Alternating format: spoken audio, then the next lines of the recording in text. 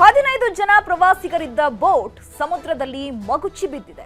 ಇಬ್ಬರು ಸಾವನ್ನಪ್ಪಿದ್ರೆ 4 ಸ್ಥಿತಿ ಗಂಭೀರವಾಗಿದೆ. ಈಗಾಗಲೇ ಹಲವರು ಕೂಡ ಅಸ್ವಸ್ಥಗೊಂಡಿದ್ದಾರೆ. ಉಡುಪಿಯ ಕೋಡಿ ಬೆಂಗ್ರೆ ಅಳಿವೆ ಬಾಗಿಲಿನಲ್ಲಿ ಈ ಘಟನೆ ನಡೆದಿರುವುದು. 15 ಜನ ಪ್ರವಾಸಿಗರು ಇದ್ದಂತಹ ಬೋಟ್ ಸಮುದ್ರದಲ್ಲಿ ಪಲ್ಟಿಯಾಗಿದೆ. ಈ ಘಟನೆಯಲ್ಲಿ ಇಬ್ಬರು ಸಾವನ್ನಪ್ಪಿದ್ರೆ 4 ಸ್ಥಿತಿ ಚಿಂತಾಜನಕವಾಗಿದೆ. ಹಲವರು ಈಗಾಗಲೇ ಅಸ್ವಸ್ಥಗೊಂಡಿದ್ದಾರೆ. ಉಡುಪಿಯ ಕೋಡಿ ಬೆಂಗ್ರೆ ಅಳಿವೆ ಬಾಗಿಲಿನಲ್ಲಿ ಘಟನೆ ನಡೆದಿದೆ. ಟೂರಿಸ್ಟ್ ಬೋಟ್ನಲ್ಲಿ 15 ಮಂದಿ ಪ್ರವಾಸಿಗರು ಸಂಚರಿಸ್ತಾ ಇದ್ರು. ಸಮುದ್ರದ ಅಲೆಗಳಿಗೆ ಸಿಲುಕಿ ಮಗುಚಿ ಬಿದ್ದ ಬೋಟ್. ತಕ್ಷಣ ರಕ್ಷಣೆಗೆ ಧಾವಿಸಿದ್ದಾರೆ ಸ್ಥಳೀಯರು. ಅದಾದ ಬಳಿಕ ರಕ್ಷಣೆ ಮಾಡಿದ್ದಾರೆ. ಆದರೆ ಸಮುದ್ರದಲ್ಲಿ ಬಿದ್ದು ನೀರು ಕುಡಿದ 4 ಸ್ಥಿತಿ ಈಗ ಚಿಂತಾಜನಕವಾಗಿದೆ. ಯಾಕಂದ್ರೆ ಸಾಲು ಸಾಲು ರಜೆ ಇರೋದ್ರಿಂದ ಪ್ರವಾಸಿಗರು ಕಾಲ್ಕಿತ್ತಿದ್ದಾರೆ. ಎಲ್ಲೆಲ್ಲಿ ಪ್ರೇಕ್ಷಣೀಯ ಸ್ಥಳಗಳಿದೆ ಅಲ್ಲಿಗೆ ಭೇಟಿ ಕೊಡ್ತಾ ಇದ್ದಾರೆ. ಹಾಗಾಗಿ ಉಡುಪಿಯ ಅಳಿವೆ ಬಾಗಿಲು ಎಂಬಲ್ಲಿ ಈ ಘಟನೆ ನಡೆದಿರೋದು.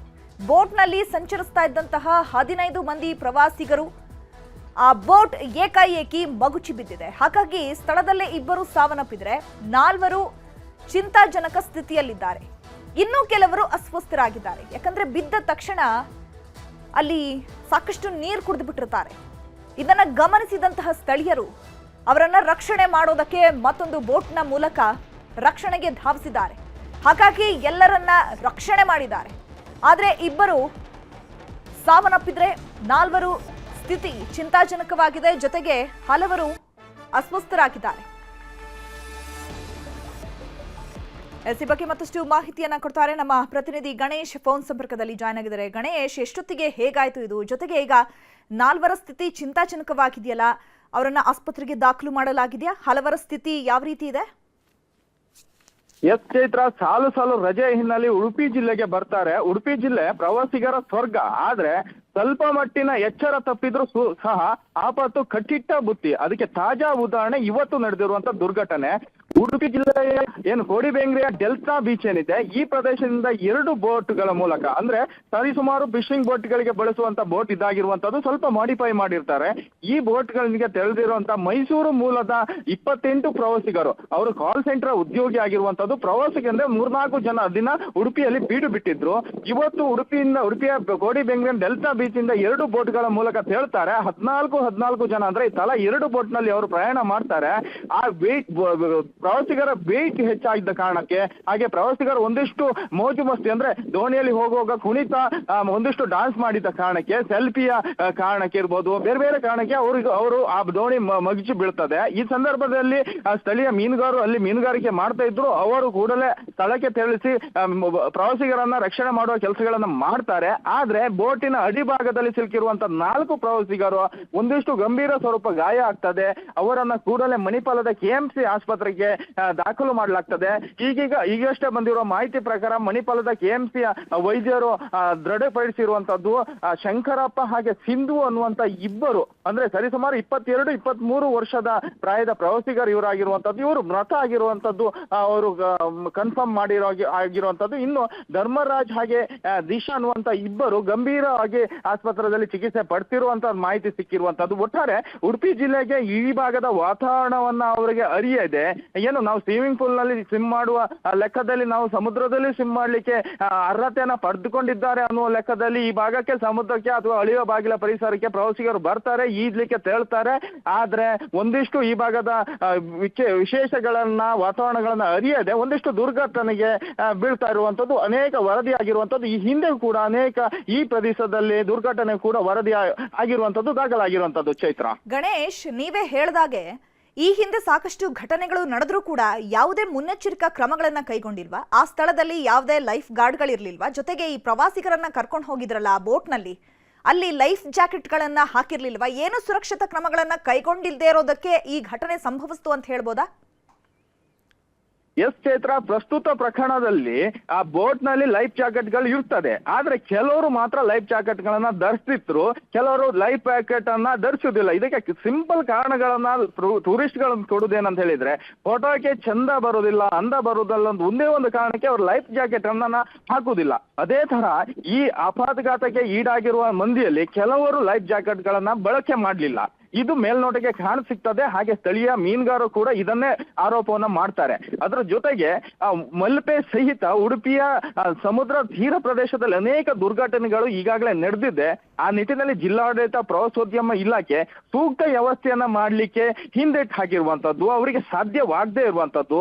ಯಾಕಂತ ಹೇಳಿದ್ರೆ ಆಯಾಯ ಭಾಗದಲ್ಲಿ ಅದೆಷ್ಟೋ ಕಾಯಕಿಂಗ್ ಸಹಿತ ಒಂದಿಷ್ಟು ಬೋಟಿಂಗ್ ಪಾಯಿಂಟ್ ಗಳು ಇರ್ತದೆ. ಆದ್ರೆ ಸೂಕ್ತ ನಿಯಮಗಳನ್ನ ಅವರು ಅಳವಡಿಕೆ ಮಾಡ್ಲಿಕ್ಕೆ ಹಿಂದೆಟ್ಟು ಹಾಕ್ತಾರೆ. ಅಂದ್ರೆ ಅವರಿಗೆ ಜಿಲ್ಲಾಡಳಿತಕ್ಕೆ ಗೊತ್ತಿದ್ರು ಸಹ ಇದಕ್ಕೆ ಕಾನೂನಿನ ಕ್ರಮ ಕೈಗೊಳ್ಳಿಕ್ಕೆ ಅವರು ಹಿಂದೆಟ್ಟು ಹಾಕಿರ್ತಾರೆ.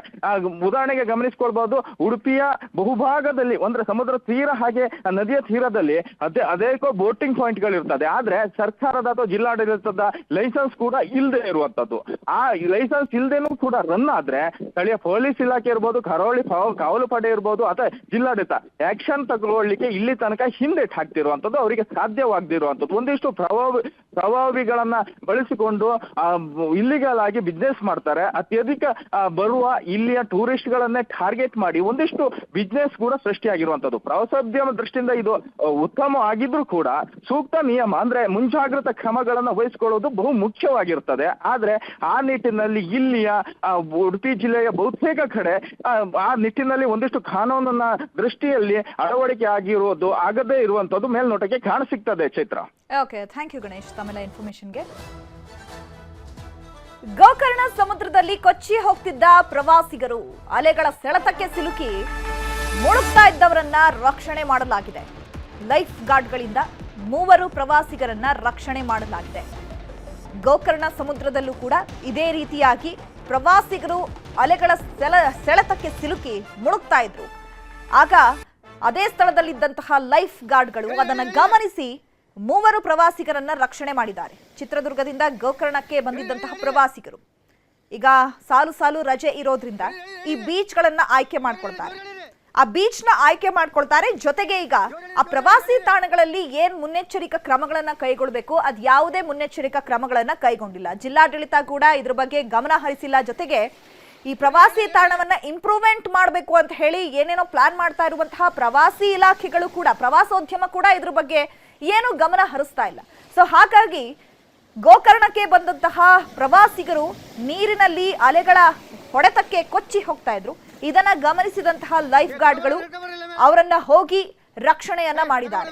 ಇದಾದ ಬಳಿಕ ಕೂಡ ಜಿಲ್ಲಾಡಳಿತ ಆಗ್ಲಿ ಅಥವಾ ಪ್ರವಾಸೋದ್ಯಮ ಇಲಾಖೆ ಆಗ್ಲಿ ಎಚ್ಚೆತ್ಕೊಳ್ಬೇಕು. ಯಾಕಂದ್ರೆ ಸಮುದ್ರದ ತಪ್ಪಲಿನಲ್ಲಿ ಅಥವಾ ಸಮುದ್ರಗಳಿಗೆ ಪ್ರವಾಸಿ ನೀಡುವಂತಹ ಪ್ರವಾಸಿಗರು ಜಾಸ್ತಿ ಇರ್ತಾರೆ. ಅಂತ ಸಂದರ್ಭದಲ್ಲಿ ಜನರು ಜಾಸ್ತಿ ಬರುವಂತಹ ಸಂದರ್ಭದಲ್ಲಿ ಮುನ್ನೆಚ್ಚರಿಕಾ ಕ್ರಮಗಳನ್ನ ಕೈಗೊಳ್ಳಬೇಕು.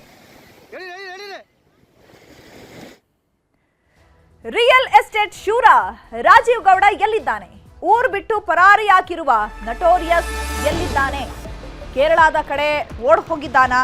ಧಮ್ಕಿ ರಾಜೀವ, ಚಪ್ಪಲಿ ರಾಜೀವ.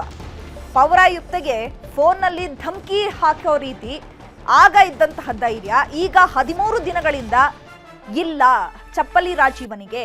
ಈತ ಅಬ್ಸ್ಕಾಂಡಿಂಗ್ ಆಗಿದ್ದಾನೆ. ಹಾಕಿದ್ರೆ ಅಷ್ಟು ನಟೋರಿಯಸ್ ಆತ ಹುಡುಕಕ್ಕೆ ಆಗದೆ ಇರುವಂತಹ ಸ್ಥಳದಲ್ಲಿ ಗೌಪ್ಯವಾಗಿ ಅಡಕಿ ಕುಳಿತು ಬಿಟ್ಟಿದ್ದಾನ. ಪೊಲೀಸರಿಗೆ ಇಷ್ಟೊಂದು ಕಷ್ಟ ಆಗ್ತಾ ಇದೆಯಾ ಅನ್ನುವಂತಹ ಪ್ರಶ್ನೆ ಕೂಡ ಈಗ ಕಾಡ್ತಾ ಇದೆ. ಮಂಗಳೂರಿನ ರೈಲ್ವೆ ನಿಲ್ದಾಣಕ್ಕೆ ಬಂದಿದ್ದ ರಾಜೀವ್ ಗೌಡ. ರೈಲ್ವೆ ನಿಲ್ದಾಣಕ್ಕೆ ರಾಜೀವ್ನನ್ನ ಡ್ರಾಪ್ ಮಾಡಿದ್ರು ಸಂಬಂಧಿಕರು. ರೈಲಿನ ಮೂಲಕ ಕೇರಳಕ್ಕೆ ರಾಜೀವ್ ಗೌಡ ತೆರಳಿರುವಂತಹ ಸಾಧ್ಯತೆ ಇದೆ. ಕೇರಳದ ಕಡೆಗೆ ತನಿಖೆಗೆ ದೃಷ್ಟಿ ಹರಿಸಿದ್ದಾರೆ ಪೊಲೀಸರು. ಚಿಕ್ಕಬಳ್ಳಾಪುರ ಪೊಲೀಸರು ರೈಲ್ವೆ ನಿಲ್ದಾಣದ ಸಿಸಿ ಕ್ಯಾಮೆರಾಗಳನ್ನ ಪರಿಶೀಲನೆ ಮಾಡ್ತಾ ಇದ್ದಾರೆ. ಜೊತೆಗೆ ಆ ಕ್ಯಾಮೆರಾಗಳನ್ನ ಹುಡುಕಿದಾಗ ಸ್ಪಷ್ಟವಾದ ಚಿತ್ರಣ ಕಂಡು ಬಂದಿಲ್ಲ. ಈಗ ರಾಜೀವ್ನನ್ನ ಡ್ರಾಪ್ ಮಾಡಿದವರ ಬೆನ್ನತ್ತಿದ್ದಾರೆ ಪೊಲೀಸರು. ಮಾಹಿತಿಯನ್ನ ಕಲೆ ಹಾಕಿದ ಮೇಲೆ ಅವರು ಮಂಗಳೂರಿನಲ್ಲಿದ್ದಾರೆ ಅಂತಕ್ಕಂಥ ಮಾಹಿತಿ ಬಂತು. ತಕ್ಷಣ ಅವರು ಅಲ್ಲಿಂದ ಕೂಡ ಪರಾರಿಯಾಗಿದ್ದಾರೆ.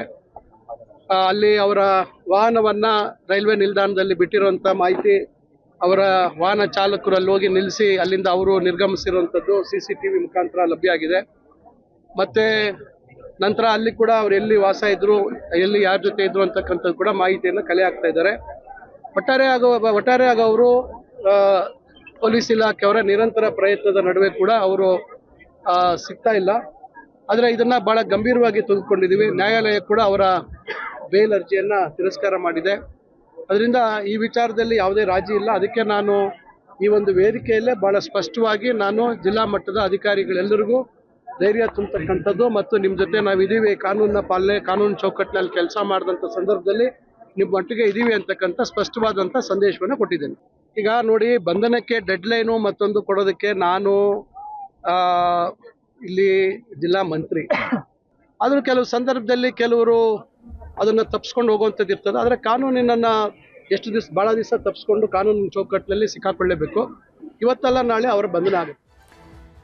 ಈ ಬಗ್ಗೆ ಮತ್ತಷ್ಟು ಮಾಹಿತಿಯನ್ನು ಕೊಡ್ತಾರೆ ನಮ್ಮ ಪ್ರತಿನಿಧಿ ಕಿಶನ್ ಶೆಟ್ಟಿ, ನೇರ ಸಂಪರ್ಕದಲ್ಲಿ ಜಾಯ್ನ್ ಆಗಿದ್ದಾರೆ. ಕಿಶನ್ ಶೆಟ್ಟಿ, ಧಮ್ಕಿ ರಾಜೀವ, ಚಪ್ಪಲಿ ರಾಜೀವ ಅಬ್ಸ್ಕಾಂಡಿಂಗ್ ಆಗಿ 13 ದಿನಗಳು ಕಳೀತಾ ಬರ್ತಾ ಇದೆ. ಆದ್ರೂ ಕೂಡ ಆಫ್ಟರ್ ಆಲ್ ರಾಜೀವ್ ಗೌಡನನ್ನ ಹಿಡಿಯೋದಕ್ಕೆ ಪೊಲೀಸರಿಗೆ ಆಗ್ತಾ ಇಲ್ವಾ? ಚಳ್ಳೆ ಹಣ್ಣನ್ನ ತಿನ್ನಿಸ್ತಿದ್ದಾನ, ಜೊತೆಗೆ ಪೊಲೀಸರೇ ಆತನ ಬೆನ್ನಿಗೆ ಏನಾದ್ರೂ ನಿಂತಿದ್ದಾರಾ ಅನ್ನುವಂಥದ್ದು ಶಂಕೆ ಕೂಡ ವ್ಯಕ್ತವಾಗ್ತಾ ಇದೆ. ಹಾಗಿದ್ರೆ ರಾಜೀವ್ ಗೌಡ ಈತ ಎಲ್ಲಿದ್ದಾನೆ, ಅವನನ್ನ ಟ್ರೇಸ್ ಮಾಡಕ್ ಆಗ್ತಾ ಇಲ್ವಾ, ಅಥವಾ ವಿದೇಶಕ್ಕೆ ಹೋಗಕ್ ಬಿಟ್ಬಿಟ್ಟಿದಾರಾ, ಹೇಗೆ?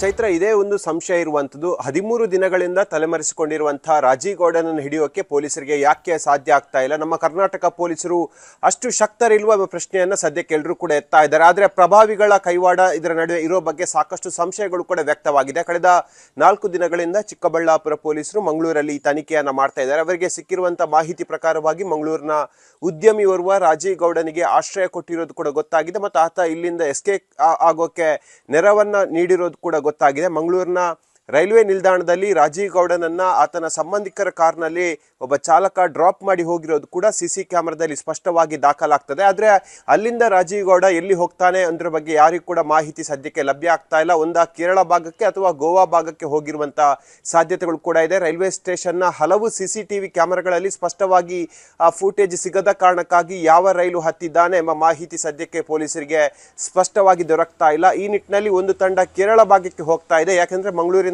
ಕೇರಳ ಭಾಗಕ್ಕೆ ಅತಿ ಹೆಚ್ಚಿನ ರೈಲಿನ ಸಂಪರ್ಕ ಇರುವಂತದ್ದು. ಈ ನಿಟ್ಟಿನಲ್ಲಿ ಆತ ರೈಲು ಹತ್ತಿ ಕೇರಳಕ್ಕೆ ಹೋಗಿರುವಂತಹ ಸಾಧ್ಯತೆಗಳು ಕೂಡ ಇರುವಂತದ್ದು. ಮಂಗಳೂರಿನ 4 ದಿನಗಳಲ್ಲಿ ಚಿಕ್ಕಬಳ್ಳಾಪುರ ಪೊಲೀಸರು ಅಲ್ಲಲ್ಲಿ ತನಿಖೆಯನ್ನ ಮಾಡಿದ್ರು. ಆದ್ರೆ ಇದರ ಬಗ್ಗೆ ಯಾವುದೇ ಮಾಹಿತಿಯನ್ನ ಮಂಗಳೂರಿನ ನಗರ ಪೊಲೀಸರಿಗೆ ಕೊಟ್ಟಿಲ್ಲ. ಹಾಗಾಗಿ ಮಂಗಳೂರು ನಗರದಲ್ಲಿ ಸ್ವತಂತ್ರವಾಗಿ ಪೊಲೀಸರು ಅಂದ್ರೆ ಚಿಕ್ಕಬಳ್ಳಾಪುರ ಪೊಲೀಸರು ತನಿಖೆಯನ್ನ ಮಾಡಿದ್ರು. ಈಗ ಆತ ಕೇರಳ ಭಾಗಕ್ಕೆ ಹೋಗಿರುವಂತಹ ಸಾಧ್ಯತೆಗಳು ಕೂಡ ಇದೆ. ಕೇರಳದ ಯಾವುದೋ ಒಂದು ಅಜ್ಞಾತ ಸ್ಥಳದಲ್ಲಿ ಆಶ್ರಯವನ್ನ ಪಡೆದಿರುವಂತಹ ಸಾಧ್ಯತೆಗಳು ಕೂಡ ಇದೆ. ಈ ನಿಟ್ಟಿನಲ್ಲಿ ತನಿಖೆಯನ್ನ ಪೊಲೀಸರು ಮುಂದುವರಿಸಿದ್ದಾರೆ. ಇದರ ಜೊತೆಗೆ ಮಂಗಳೂರಿಗೆ ಹೇಗೆ ಬಂದ, ಇಲ್ಲಿ ಯಾರ ಮನೆಯಲ್ಲಿದ್ದ, ಯಾರ ಜೊತೆ ಸಂಪರ್ಕದಲ್ಲಿದ್ದ ಎಂಬೆಲ್ಲ ಮಾಹಿತಿಗಳನ್ನ ಪೊಲೀಸರು ಕಲೆ ಹಾಕ್ತಾ ಇದ್ದಾರೆ. ಆ ಪ್ರಭಾವಿಯನ್ನ ಹಿಡಿದು ರಾಜೀವ್ ಗೌಡ ಎಲ್ಲಿದ್ದಾನೆ ಎಂಬುದರ ಬಗ್ಗೆ ಶೋಧ ಕಾರ್ಯ ಮಾಡೋದಾಗಿ ಪೊಲೀಸರು ಸದ್ಯಕ್ಕೆ ಮಾಹಿತಿಯನ್ನ ಬಿಚ್ಚಿಕೊಡ್ತಾ ಇರುವಂತದ್ದು.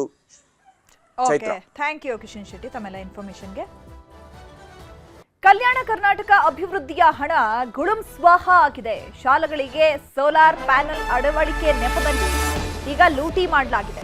ನಿನ್ನೆ ನ್ಯೂಸ್ 18 ವರದಿಯನ್ನ ಬಿತ್ತರಿಸಿತ್ತು. ಇವತ್ತು ತನಿಖೆಗೆ ಸಚಿವರು ಸೂಚನೆಯನ್ನ ಕೊಟ್ಟಿದ್ದಾರೆ. ಕಲ್ಯಾಣ ಕರ್ನಾಟಕ ಅಭಿವೃದ್ಧಿಯ ಹಣವನ್ನ ಈಗ ಗುಳುಂ ಸ್ವಾಹ ಮಾಡಲಾಗಿದೆ. ಅದನ್ನ ಶಾಲೆಗಳಿಗೆ ಸೋಲಾರ್ ಪ್ಯಾನೆಲ್ ಅನ್ನ ಅಳವಡಿಕೆ ಮಾಡ್ತೀವಿ ಅಂತ ಹೇಳಿ ಆ ನೆಪದಲ್ಲಿ ಲೂಟಿ ಹೊಡೆದಿದ್ದಾರೆ. ಬೀದರ್ನ ಔರಾದ್ ಮತ್ತು ಕಮಲನಗರ ತಾಲೂಕುಗಳಲ್ಲಿ ಲೂಟಿ ಆಗಿದೆಯಾ? ಹಾಕಿದ್ರೆ KKRDB ಅಧಿಕಾರಿಗಳು ಮತ್ತು ಗುತ್ತಿಗೆದಾರರಿಂದ ಅಕ್ರಮ ಎಸಗಲಾಗಿದೆ. 1 ವಾರದಲ್ಲಿ ವರದಿ ನೀಡಲು ಸಚಿವ ಈಶ್ವರ್ ಖಂಡ್ರೆ ಸೂಚನೆಯನ್ನ ಕೊಟ್ಟಿದ್ದಾರೆ. ನ್ಯೂಸ್ 18 ನಲ್ಲಿ ಬಂದ ವರದಿಯನ್ನ ಆಧರಿಸಿ ತನಿಖೆಗೆ ಸೂಚನೆಯನ್ನ ನೀಡಲಾಗಿದೆ. ಯಾವುದೇ ಅಕ್ರಮ ನಡೆದಿದ್ರೂ ಕಠಿಣ ಕ್ರಮ ನಿಶ್ಚಿತ ಅಂತ ಹೇಳಿದ್ದಾರೆ. ನ್ಯೂಸ್ 18ಗೆ ಬೀದರ್ ಉಸ್ತುವಾರಿ ಸಚಿವ ಈಶ್ವರ್ ಖಂಡ್ರೆ ಹೇಳಿಕೆಯನ್ನ ಕೊಟ್ಟಿದ್ದಾರೆ.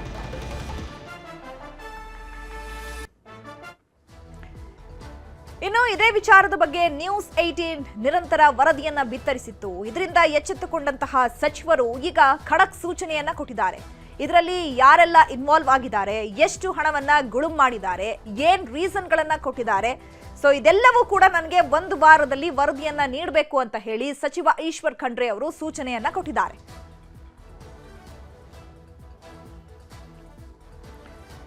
ಈ ಬಗ್ಗೆ ಮತ್ತಷ್ಟು ಮಾಹಿತಿಯನ್ನು ಕೊಡ್ತಾರೆ ನಮ್ಮ ಪ್ರತಿನಿಧಿ ದುರ್ಗಪ್ಪ, ಫೋನ್ ಸಂಪರ್ಕದಲ್ಲಿ ಜಾಯ್ನ್ ಆಗಿದ್ದಾರೆ. ದುರ್ಗಪ್ಪ, ಇಲ್ಲಿ ಎಷ್ಟು ಹಣವನ್ನ ಲೂಟಿ ಹೊಡೆಯಲಾಗಿದೆ, ಜೊತೆಗೆ ಯಾರ್ಯಾರು ಶಾಮೀಲಾಗಿದ್ದಾರೆ, ಈಗ ಸಚಿವ ಈಶ್ವರ್ ಖಂಡ್ರೆ ಅವರು ಏನ್ ಸೂಚನೆಯನ್ನ ಕೊಟ್ಟಿದ್ದಾರೆ? ಚೈತ್ರ, ಏನು ನಿನ್ನೆ ಅಷ್ಟೇ ಈಗ ಕಲ್ಯಾಣ ಕರ್ನಾಟಕ ಪ್ರದೇಶ ಅಭಿವೃದ್ಧಿ ಮಂಡಳಿಯ ಅನುದಾನ ಏನು ಶಾಲೆಯ ಅಭಿವೃದ್ಧಿ ನೆಪದಲ್ಲಿ ಲೂಟಿ ಆಗ್ತಾ ಇದೆ ಅನ್ನೋ ಒಂದು ಆರೋಪದ ಕುರಿತು ನಿನ್ನೆ ನ್ಯೂಸ್ 18 ನಿರಂತರವಾಗಿ ವರದಿಯನ್ನ ಬಿತ್ತರಿಸಿತು.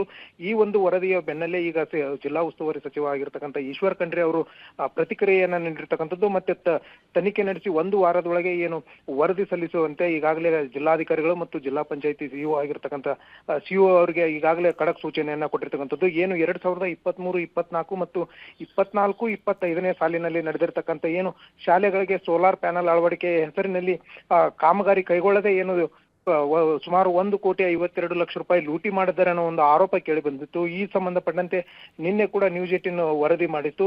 ಔರಾದ್ ಮತ್ತು ಕಮಲನಗರ ತಾಲೂಕುಗಳಲ್ಲಿ ಸುಮಾರು 49 ಶಾಲೆಗಳಿಗೆ 1,52,00,000 ರೂಪಾಯಿನ ಮೀಸಲಾತಿ KKRDB ಅನುದಾನದಲ್ಲಿ ಮೀಸಲಿಟ್ಟಿತ್ತು.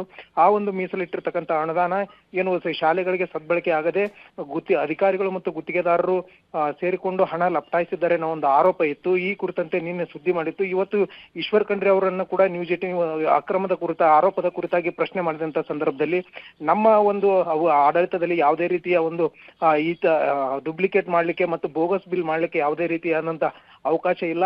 ವಾರದ ಈಗಾಗಲೇ ನಾನು ಸುದ್ದಿಯನ್ನ ನೋಡಿದ್ದೇನೆ.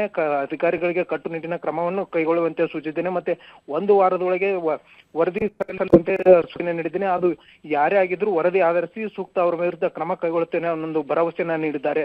ಚೈತ್ರ, ದುರ್ಗಪ್ಪ, ಇಷ್ಟು ದೊಡ್ಡ ಮಟ್ಟದಲ್ಲಿ ಲೂಟಿ ಆಗಿದೆಯಲ್ಲ, ಸೊ ಈ ಒಂದು ಪ್ರಕರಣಕ್ಕೆ ಪ್ರತ್ಯೇಕ ಅಧಿಕಾರಿಯನ್ನೇನಾದ್ರೂ ನೇಮಕ ಮಾಡಿದಾರಾ ಅಥವಾ ಪ್ರತ್ಯೇಕ ಟೀಮ್ ಅನ್ನೇನಾದ್ರೂ ರಚನೆ ಮಾಡಿದಾರಾ? ಇನ್ನೂವರೆಗೂ ಯಾರ ಅಂದ್ರೆ ಈಗ ಈ ಆರೋಪದ ಕುರಿತಂತೆ ಈಗ ಜಿಲ್ಲಾಧಿಕಾರಿಗಳು ಮತ್ತು ಜಿಲ್ಲಾ ಏನು ಹಿರಿಯ ಅಧಿಕಾರಿಗಳು ಜಿಲ್ಲಾ ಪಂಚಾಯತಿಯ ಸಿಇಒ ಮತ್ತು ಜಿಲ್ಲಾಧಿಕಾರಿಗಳು ಇಬ್ಬರಿಗೂ ಕೂಡ ಸೂಚನೆಯನ್ನ ಕೊಟ್ಟಿರ್ತಕ್ಕಂಥದ್ದು. ಏನು ಈ ಒಂದು ಆರೋಪ ಏನಿದೆ ಮತ್ತು ಈ ಒಂದು ಅಕ್ರಮ ನಡೆದಿದೆ ಅನ್ನೋ ಒಂದು ಕುರಿತು ಸಂಪೂರ್ಣವಾದಂತ ವರದಿಯನ್ನ ಸಲ್ಲಿಸಬೇಕು. ಅದು ಯಾರೇ ಆಗಿದ್ರು ಅವ್ರ ವಿರುದ್ಧ ಸೂಕ್ತ ಕ್ರಮ ಕೈಗೊಳ್ಳಬೇಕು ಅನ್ನೋ ಒಂದು ಖಡಕ್ ಎಚ್ಚರಿಕೆಯನ್ನ ಕೊಟ್ಟಿರ್ತಕ್ಕಂಥದ್ದು. ಇಲ್ಲಿವರೆಗೂ ಕೂಡ ಈ ಪ್ರಕರಣದ ಕುರಿತು ತನಿಖೆ ಕೈಗೊಳ್ಳಲಿಕ್ಕೆ ಯಾವುದೇ ರೀತಿಯ ಅಧಿಕಾರಿಗಳನ್ನ ನೇಮಕ ಮಾಡಿಲ್ಲ. ಆದ್ರೆ ಏನು DDP ಅವರು ಕೂಡ ಅಲ್ಲಿನ ಔರಾದ್ ಮತ್ತು ಕಮಲನಗರ BO ಏನು ಈ ಒಂದು ಶಾಲೆಗಳ ಹೆಸರಿನಲ್ಲಿ ಏನು ಶಾಲೆಗಳಿಗೆ ಸೋಲಾರ್ ಪ್ಯಾನಲ್ ಅಳವಡಿಕೆ ಮಾಡದೆ ಏನು ಬಿಲ್ ಎಗರಿಸಿದ್ದಾರೆ ಅನ್ನೋ ಒಂದು ಆರೋಪ ಇದೆ. ಇದು ಸಂಬಂಧಪಟ್ಟಂತೆ ಯಾವ ಶಾಲೆಗಳಲ್ಲಿ ಈಗ ಸೋಲಾರ್ ಪ್ಯಾನಲ್ಗೆ ಹಣವನ್ನ ಮೀಸಲಿಟ್ಟಿತ್ತು ಆ ಒಂದು ಕುರಿತು ವರದಿಯನ್ನ ಸಲ್ಲಿಸುವಂತೆ ಈಗಾಗಲೇ DDP ಅವರು ಕೂಡ BO ಸೂಚನೆ ನೀಡಿದ್ದಾರಂತೆ. ಆದ್ರೆ 1 ವಾರದೊಳಗೆ ಅಧಿಕಾರಿಗಳು ಏನು ವರದಿ ಸಲ್ಲಿಸ್ತಾರ, ಅಧಿಕಾರಿ ಅಕ್ರಮ ನಡೆದಿದ್ರೆ ಯಾವ ರೀತಿಯಾಗಿ ಕ್ರಮ ಕೈಗೊಳ್ತಾರೆ ಅನ್ನೋದೇ ಯಕ್ಷ ಪ್ರಶ್ನೆ. Chaitra, okay, thank you Durgappa ತಮ್ಮೆಲ್ಲ ಇನ್ಫಾರ್ಮೇಶನ್ಗೆ. ಕ್ರಿಕೆಟ್ ಟೂರ್ನಮೆಂಟ್ ನಲ್ಲಿ ಗೆದ್ದ, ಸಾಯಿಸ್ಬಿಟ್ಟ, ಕಾರು ಹರಿಸಿ ಕೊಲೆ ಮಾಡಿ ಅಪಘಾತ ಅಂತ ಕಥೆ ಕಟ್ಟಿದ ಖಾಕಿಗೆ ಕಥೆ ಕಟ್ಟಿದವನನ್ನ ಸಾಕ್ಷಿ ಸಮೇತ ಬಂಧಿಸಲಾಗಿದೆ. ಕ್ರಿಕೆಟ್ ಟೂರ್ನಮೆಂಟ್ ನಲ್ಲಿ ಗೆದ್ದಿದ್ದಕ್ಕೆ ಸಾಯಿಸ್ಬಿಟ್ಟ, ಕಾರು ಹರಿಸಿ ಕೊಲೆ ಅಂತ ಬಿಂಬಿಸ್ದ, ಅಪಘಾತ ಅಂತೇಳಿ ಬಿಂಬಿಸ್ದ ಖಾಕಿಗೆ ಕಥೆ ಕಟ್ಟಿದವನನ್ನ ಸಾಕ್ಷಿ ಸಮೇತ ಈಗ ಪೊಲೀಸರು ಬಂಧಿಸಿದ್ದಾರೆ. ಆನೇಕಲ್ ಶಾಸಕ B ಶಿವಣ್ಣ ಬರ್ತ್ಡೇ ಪ್ರಯುಕ್ತ ಕ್ರಿಕೆಟ್ ಆಯೋಜನೆ ಮಾಡಲಾಗಿತ್ತು. ಟೂರ್ನಮೆಂಟ್ ಗೆದ್ದಿದ್ದ ಆ ಒಂದು ಸಿಟ್ಟಿತ್ತಲ್ಲ, ಆ ಸಿಟ್ಟಿಗೆ ಆತನನ್ನ ಕೊಲೆ ಮಾಡಿಬಿಟ್ಟಿದ್ದಾನೆ. ಕೊಲೆ ಅಂತ ಹೆಬ್ಬಗೋಡಿ ಠಾಣೆಯಲ್ಲಿ ದೂರು ನೀಡಿದ್ದ ಪ್ರಶಾಂತ್ ತಾಯಿ, ಅಂದ್ರೆ ಟ್ವಿಸ್ಟ್ ಮೇಲೆ ಟ್ವಿಸ್ಟ್, ಪೊಲೀಸರಿಗೆ ಯಾಮಾರಿಸ್ಬಿಟ್ಟಿದಾನೀತ. ಈಗ CCTV ಸಾಕ್ಷಿ ಸಮೇತ ಆರೋಪಿ ರೋಷನ್ ಎಂಬಾತನನ್ನ ಅರೆಸ್ಟ್ ಮಾಡಲಾಗಿದೆ. ಯಾಕಂದ್ರೆ ಒಂದು ಟೂರ್ನಮೆಂಟ್ ಅನ್ನ ಆಯೋಜನೆ ಮಾಡಲಾಗಿರುತ್ತೆ. ಆ ಟೂರ್ನಮೆಂಟ್ ಅಲ್ಲಿ ಪ್ರಶಾಂತ್ ಅನ್ನುವಂತಹ ವ್ಯಕ್ತಿ ಗೆದ್ದಿರ್ತಾನೆ. ಅದನ್ನ ಸಹಿಸಿಕೊಳ್ಳಲಾಗದಂತಹ ರೋಷನ್ ಏನ್ ಮಾಡ್ತಾನೆ, ಆತನನ್ನ ಕೊಲೆ ಮಾಡ್ತಾನೆ. ತದ ಬಳಿಕ ಕಾರು ಅಪಘಾತ ಅಂತ ಹೇಳಿ ಬಿಂಬಿಸ್ತಾನೆ. ಅದಾದ್ಮೇಲೆ CCTV ಕ್ಯಾಮ್ರಾಗಳನ್ನ ಚೆಕ್ ಮಾಡಿದಾಗ ಅಸಲಿಯತ್ತು ಗೊತ್ತಾಗುತ್ತೆ, ರೋಷನ್ನೇ ಕೊಲೆ ಮಾಡಿರುವಂತದ್ದು. ಆಫ್ಟರ್ ಆಲ್ ಒಂದು ಟೂರ್ನಮೆಂಟ್ ಅನ್ನ ಗೆದ್ದಿದ್ದಕ್ಕೆ ಈತನಿಗೆ ಸಹಿಸಲಿಕ್ಕೆ ಆಗ್ಲಿಲ್ಲ. ಅದಾದ್ಮೇಲೆ ಕುಡಿತದ ಮತ್ತಲ್ಲಿ ಅಪಘಾತ ಆಗಿದೆ ಅಂತ ಹೇಳಿ ಕಥೆಯನ್ನ ಕಟ್ಟಿರ್ತಾನೆ ರೋಷನ್. ಕೊಲೆ ಅಂತ ಹೆಬ್ಬಗೋಡಿ ಠಾಣೆಯಲ್ಲಿ ಪ್ರಶಾಂತ್ ತಾಯಿ ದೂರನ್ನ ಕೊಟ್ಟಿರ್ತಾರೆ. ಈ ಸಂದರ್ಭದಲ್ಲಿ CCTVಗಳನ್ನ ಪರಿಶೀಲನೆ ಮಾಡಿದಾಗ ರೋಷನ್ನ ಕೃತ್ಯ ಬಯಲಿಗೆ ಬಂದಿದೆ. ನಮ್ಮಕ್ಕ ನೋಡ್ದೆ ಇದಕ್ಕೆ ಮುಂಚೆ ಕಳಿಸ್ಬಿಟ್ರೆ ಬರೋ ತಿಂಗಳು ಮದುವೆ ಮಾಡೇವಂತ ಮನೆ ಕಟ್ಟಿದೆ. ಇವರು ಒಂದು ಏಟ್ ಹಾಕ್ಬಿಟ್ಟು ಬುದ್ಧಿ ಹೇಳಿದೀನಿ, ಮಗ ಹಿಂಗೆ ಮಾಡಿದಾನಮ್ಮ ಅಂತ ಹೇಳಿದ್ರೆ ನಾನು ನನ್ನ ಮಗನ ಹೊಡೆದೇ ಇರ್ತೀವಿ ಅನ್ನೋ ಕಂಪ್ಲೇಂಟ್ ಕೊಟ್ಟು ಏನೋ ಪೊಲೀಸರುಗಳು ಬುದ್ಧಿ ಹೇಳಿಸ್ತಾ ಇದ್ನ. ಇವ್ರ ಪ್ರಾಣ ತೆಗೆಯೋದು ಏನಿತ್ತಪ್ಪ, ಏನು ಕೊಟ್ರೆ ಇನ್ನೂ ಸಿಗಲ್ಲ ನನ್ನ ಮಗ. ಅದು ಆಕ್ಸಿಡೆಂಟ್ ಅಲ್ಲ, ನಿಜವಾಗ್ಲೂ ಆಕ್ಸಿಡೆಂಟ್ ಅಲ್ಲ, ಕೊಲೆ ಮಾಡಿದಾರಾ? ಅವನ್ನ ಕೊಲೆ ಮಾಡಂತ ರೌಡಿ ಕೊಳ್ಳನು ಅಲ್ವೇ. ಯಾರೋ ಏನೋ ಚೇತನಂತೆ, ಯಾರೋ ಗ್ರೌಂಡಲ್ಲಿ ಯಾರೋ ಬೀರು ಬಾಟ್ಲುಗಳೆಲ್ಲ ಹೊಡೆದಾಡಿದಾರಂತೆ. ಯಾರೋ ಗೊತ್ತಿಲ್ಲ, MLA ಮಕ್ಳಂತ ಏನೋ ಗೊತ್ತಿಲ್ಲ. MLA ಮಕ್ಳಾದ್ರೆ ಜೀವ ತೆಗಿಬೇಕಾ? ನಾನು ಬಡವಳು, ನನ್ನ ಕಂದಮ್ಮನ ಬಲಿ ತಗೊಬಿಟ್ರು, 10 ಜನ ಬಲಿ ತಗೊಂಬಿಟ್ರೆ, 33 ವರ್ಷ ಅವನಿಗಷ್ಟೇ. ಇವಾಗ ನಮಗೆ ಯಾವುದು ವೆಹಿಕಲ್ದು ಡ್ಯಾಶ್ ಬೋರ್ಡ್ನ ನಾವು ಗಮನಿಸಿದಾಗ ಇದು ಇಬ್ಬರ ಮಧ್ಯೆ ಆಲ್ಟ್ರಿಕೇಷನ್ ಆಗಿರೋ ಗಲಾಟೆ ಆಗಿ ಅವನೇ ತಗೊಂಡೋಗಿ ಯಾವುದಕ್ಕೆ ಮರಕ್ಕೆ ಮತ್ತೆ ಕಾಂಪೌಂಡ್ ಹೊಡೆದು ಸಾಯಿಸಿದ್ದಾರೆ. ಈ ಸಂದರ್ಭ ನಾವು ಇಮಿಡಿಯೇಟ್ಲಿ ಕಾರ್ಯಪ್ರವೃತ್ತರಾಗಿ ಯಾರು ಅಕ್ಯೂಸ್ ರೋಷನ್ ಅವನು ತಪ್ಪಿಸ್ಕೊಂಡು ಓಡೋಗಿದ್ದ ಅವನ್ನ ಕೃತ್ಯ ನಡೆದ 1 ಗಂಟೆನಲ್ಲೇ ಅವನ್ನ ನಾವು ಬಂಧೆ ಮಾಡಿದೀವಿ. ಅವನಿಗೂ ಸಹ ನಾಲಿಗೆ ಎಲ್ಲ ಕಟ್ಟಾಗಿರೋದ್ರಿಂದ ಅವ್ರ ಹಾಸ್ಪಿಟಲ್ ಈಗ ಅಡ್ಮಿಟ್ ಆಗಿದ್ದಾನೆ. ಸೊ ಇನ್ನೂ ಪೂರ್ತಿಯಾದಂಥ ವಿವರಗಳು ಈ ಮರ್ಡರ್ ಬಗ್ಗೆ ನಮಗೆ ಈ ಅವನ್ನ ಹಾಸ್ಪಿಟಲಿಂದ ಬಂದ ನಂತರ ಮತ್ತೆ ಸುತ್ತಮುತ್ತಲು ವಿಚಾರ ಮಾಡಿದ್ಮೇಲೆ ಗೊತ್ತಾಗುತ್ತೆ. ಒಂದು ಟೂರ್ನಮೆಂಟ್ ವಿಚಾರಕ್ಕೆ ಪ್ರಶಾಂತ್ ಅನ್ನುವಂತಹ ವ್ಯಕ್ತಿಯನ್ನ ಕೊಲೆ ಮಾಡಲಾಗಿದೆ. ಕೊಲೆ ಮಾಡಿದ ಬಳಿಕ ಇದು ಕಾರು ಅಪಘಾತ ಅಂತ ಬಿಂಬಿಸಲಾಗಿತ್ತು. ಪೊಲೀಸರಿಗೂ ಕೂಡ ಇದೇ ಕಟ್ಟುಕಥೆಯನ್ನ ಹೇಳಲಾಗಿತ್ತು. ಆದರೆ ಪೊಲೀಸರ ತನಿಖೆಯ ಬಳಿಕ ಈಗ ನಿಜಾಂಶ ಬಯಲಾಗಿದೆ. ಯಾಕಂದ್ರೆ ಟೂರ್ನಮೆಂಟ್ ಅಲ್ಲಿ ಪ್ರಶಾಂತ್ ಗೆದ್ದಿರ್ತಾನೆ, ಇದನ್ನ ಸಹಿಸಿಕೊಳ್ಳಕ್ಕೆ ಆಗೋದಿಲ್ಲ ರೋಷನ್ಗೆ. ಹಾಗಾಗಿ ಈತ ಏನ್ ಮಾಡ್ತಾನೆ, ಕುಡಿದ ಮತ್ತಿನಲ್ಲಿ ಆತ ಕಾರು ಅಪಘಾತ ಮಾಡ್ಕೊಂಡಿದ್ದಾನೆ ಅಂತ ಹೇಳಿ ಪೊಲೀಸರ ಮುಂದೆ ಕಥೆ ಕಟ್ಟಿರ್ತಾನೆ. ಈ ಬಗ್ಗೆ ಮತ್ತಷ್ಟು ಮಾಹಿತಿಯನ್ನು ಕೊಡ್ತಾರೆ ನಮ್ಮ ಪ್ರತಿನಿಧಿ ಚಂದ್ರಪ್ಪ, ಫೋನ್ ಸಂಪರ್ಕದಲ್ಲಿ ಜಾಯ್ನ್ ಆಗಿದ್ದಾರೆ. ಚಂದ್ರಪ್ಪ, ಈ ಕಾರು ಕೊಲೆ ಪ್ರಕರಣಕ್ಕೆ ಸಂಬಂಧಪಟ್ಟಂತೆ ಈಗ ಪೊಲೀಸರಿಗೆ ಕತೆ ಕಟ್ಟಿದವನು ಈಗ ಅರೆಸ್ಟ್ ಆಗಿದ್ದಾನೆ. ಹಾಗಿದ್ರೆ ಈತ ಯಾವ ರೀತಿ ಖಾಕಿಗೆ ಕಣ್ತಪ್ಪಿಸಿದ್ದ, ಖಾಕಿಗೆ ಯಾವ ರೀತಿ ಕತೆ ಹೇಳಿದ್ದ? ಚೈತ್ರ, ನಿನ್ನೆ ಸುಮಾರು 8:30 ಸುಮಾರಿಗೆ ಬೆಂಗಳೂರು ಆನೇಕಲ್ ತಾಲೂಕಿನ ಹೆಬ್ಗೋಡಿ ಪೊಲೀಸ್ ಠಾಣಾ ವ್ಯಾಪ್ತಿಯ ಕಮ್ಮರಸರ ಗ್ರಾಮದಲ್ಲಿ ಒಂದು ಅಪಘಾತ ಆಗಿರ್ತದೆ. ವೇಗವಾಗಿ ಬಂದಂತಹ ಒಂದು ಟಾಟಾ ಸಫಾರಿ ಕಾರು ಮರಕ್ಕೆ ಡಿಕ್ಕಿ ಹೊಡೆದು ಅದರಲ್ಲಿ ಒಬ್ಬ ಸ್ಥಳದಲ್ಲೇ ಮೃತಪಟ್ಟಿರ್ತಾನೆ. ಪ್ರಾರಂಭದಲ್ಲಿ ಪೊಲೀಸರಿಗೆ 112 ಕರೆ ಮಾಡಿದಂತವರು ಹೇಳುವಂತದ್ದು ಇಲ್ಲಿ ಅಪಘಾತ ಆಗಿದೆ, ಒಬ್ಬ ಸೀರಿಯಸ್ ಇಂಜುರಿ ಇದೆ, ಆತನನ್ನ ಆಸ್ಪತ್ರೆಗೆ ಸೇರಿಸಿ ಆತರ ಮೃತಪಟ್ಟಿದ್ದಾನೆ ಅಂತ ಹೇಳಿ ಪೊಲೀಸರು ಕೂಡ ಇದನ್ನೇ ಸ್ಥಳಕ್ಕೆ ಬಂದು ಪರಿಶೀಲನೆ ಮಾಡಿದ್ದಾರೆ. ಅದಾದ ಬಳಿಕ ಅವರು ಕಾರಿನ ಡ್ಯಾಶ್ ಕ್ಯಾಮ್ರಾ ಪರಿಶೀಲನೆ ಮಾಡಿದಾಗ ಅಸಲಿ ಕತೆ ಗೊತ್ತಾಗ್ತದೆ. ಯಾಕೆಂತ ಹೇಳಿದ್ರೆ ಈಗೇನ್ ಮೃತಪಟ್ಟಿದ್ದಾನೆ ಪ್ರಶಾಂತ್ ಅನ್ನುವಂತ ಈತ ಹೆಬ್ಗೋಡಿಯ ನಿವಾಸಿ. ಸೊ ಆತನನ್ನ ಕೊಲೆ ಮಾಡೋ ಉದ್ದೇಶದಿಂದಲೇ ಈ ಒಂದು ಏನು ಆರೋಪಿ ಇದ್ದಾನೆ ರೋಷನ್ ಹೆಗ್ಡೆ ಅಂತೇಳಿ, ಸೊ ಆತ ಸುಮಾರು 800 ಮೀಟರ್ ಆತ ಕಿಟಕಿಯನ್ನ ಇಟ್ಕೊಂಡು ಈತ ವೇಗವಾಗಿ ಕಾರನ್ನ ಚಲಾಯಿಸಿ ಒಂದು ಮರಕ್ಕೆ ಮತ್ತೆ ಗೋಡೆಗೆ ಡಿಕ್ಕಿ ಹೊಡಿಸಿ ಆತನನ್ನ ಕೊಲೆ ಮಾಡೋ ಉದ್ದೇಶದಿಂದ ಅಪಘಾತ ಮಾಡಿದ ಒಂದು ವಿಚಾರ ಗೊತ್ತಾ. ಇದಕ್ಕೆಲ್ಲ ಕಾರಣ ಅಂತ ಹೇಳಿದ್ರೆ ನೆನೆ ಅಂದ್ರೆ ಭಾನುವಾರ ಒಂದು ಟೂರ್ನಮೆಂಟ್ ನಡೆದಿರುತ್ತೆ, ಅಲ್ಲಿ ಮೃತ ಪ್ರಶಾಂತ್ ತಂಡ ಸೋತಿರುತ್ತೆ, ಆರೋಪಿ ರೋಷನ್ ಹೆಗಡೆ ತಂಡ ಗೆದ್ದಿರ್ತದೆ. ಇದೇ ವಿಚಾರಕ್ಕೆ ನಿನ್ನೆ ಸಂಜೆ ಸುಮಾರು 7:30 ಸುಮಾರಿಗೆ ಎಲ್ಲಿ ಕ್ರಿಕೆಟ್ ಟೂರ್ನಮೆಂಟ್ ನಡೆದಿರುತ್ತೆ, ಸೊ ಅಲ್ಲೇ ಒಂದು ಎಣ್ಣೆ ಪಾರ್ಟಿ ಮಾಡಿರ್ತಾರೆ, ಅಲ್ಲಿ ಇವರಿಬ್ಬರಿಗೆ ಗಲಾಟೆ ಆಗಿರ್ತದೆ, ಅಲ್ಲೇ ಕೂಡ ನಡೆಸಿರ್ತಾರೆ. ಈ ಸಂದರ್ಭದಲ್ಲಿ ಅಲ್ಲಿ ಇದ್ದಂತ ಉಳಿದವರು ಕೂಡ ಅಲ್ಲಿಂದ ಹೊರಟೋಗ್ತಾರೆ, ಇವರು ಗಲಾಟೆ ಮಾಡ್ಕೊತಾ ಇದ್ದಾರಂತೆ. ಆದ್ರೆ ಅಲ್ಲಿಂದ ಏನು ಆರೋಪಿ ರೋಷನ್ ಗೌಡ ಕಾರನ್ನ ತೆಗೆದುಕೊಂಡು ಹೊರಡ್ಲಿಕ್ಕೆ ಹೋದ ಸಂದರ್ಭದಲ್ಲಿ ಮೃತ ಪ್ರಶಾಂತ್ ಕಾರಿಗೆ ಅಡ್ಡ ನಿಲ್ತಾನೆ. ಆಗ್ಲೂ ಕೂಡ ಆತ ಮುಂದೆ ಚಲಾಯಿಸ್ಕೊಂಡು ಹೋದಾಗ ಕಿಟಕಿಯ ಡೋರ್ ಇಟ್ಕೊಂಡು ಆತ ಸುಮಾರು ಒಂದು 800 ಮೀಟರ್ ಈತನನ್ನ ಆವೇಶದಲ್ಲಿ ನಿಂದಿಸಿ, ನೀನು ಮಂಗಳೂರಿಂದ ಬಂದು ಇಲ್ಲಿ ಸ್ಥಳೀಯವಾಗಿ ಟೂರ್ನಮೆಂಟ್ ಅನ್ನ ಗೆದ್ಬಿಟ್ಟೆ ಅನ್ನೋ ವಿಚಾರಕ್ಕೆ ಇಬ್ಬರಲ್ಲೂ ಗಲಾಟೆ ಆಗುತ್ತೆ. ಸೊ ಆಗ ಆತ ಏನು